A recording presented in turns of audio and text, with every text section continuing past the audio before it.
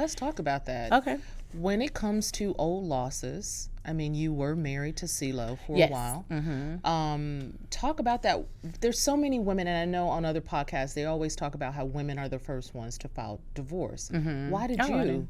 file for divorce? It's like Well- 80 or 90% of all divorces are caused by women. Didn't know that. Yeah. So I'm writing a book. Well, my book is done, right? So the publisher is going into editing in the next 30 days. So everything is in there, but just a quick, like, we were level, young. yeah. We were very young, trying to love each other. When I met him, he was 22. And I didn't even believe him. I was like, let me see your ID.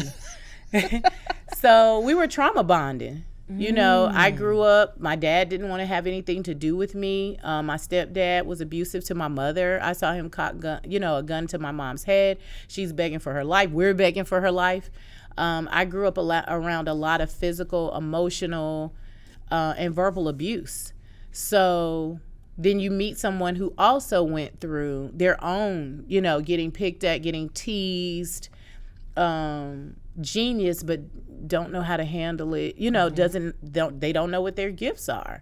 So we met each other, fell deeply in love with each other, and then tried to, we started a family together. I already had 2 children. He came in, to father my 2 kids, and we were just trying to make it on being lost, 2 lost grown-ups.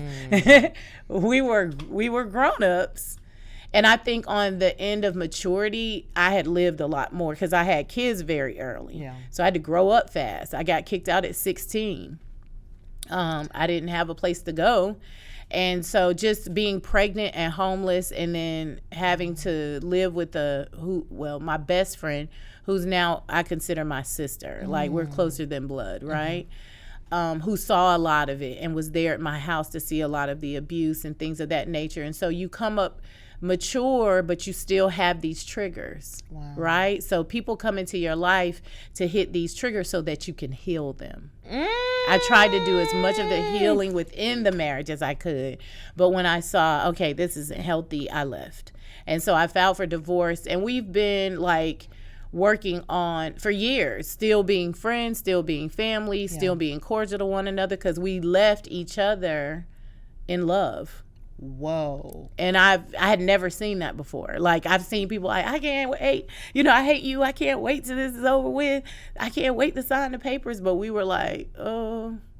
So we divorced and still was seeing each other for years after that. Wow. Right? So that was difficult because it was like an emotional roller coaster. Like, I left, but I'm really not gone. He's like, yeah, we're divorced, but it's a continuum. So it was very confusing. Yeah, and he's a genius, so I'm sure it's hard to even try to compare. Like, how do you compare that level of genius with other people out there? Like, you don't. You just like, you're both unicorns. You know what I'm saying? Exactly. Like, both it's gonna be difficult for him to find someone, on that level. Because, like, you're a unicorn, and then he's, that's crazy. Yeah, he's happily engaged now. I used to, like, host Christmas, Thanksgiving. They would come, the kids' birthdays, grandkids' birthdays, all of that. It stayed that way for a very long time. Now I'm in the chapter of my life where it's like the kids are grown. They can have their own relationship, and I just want to enjoy and live my life. Hey guys, welcome to our YouTube channel. Make sure you subscribe, like, share, and comment. You never know what I might be in the comments. And also, thank you guys for continuing to watch.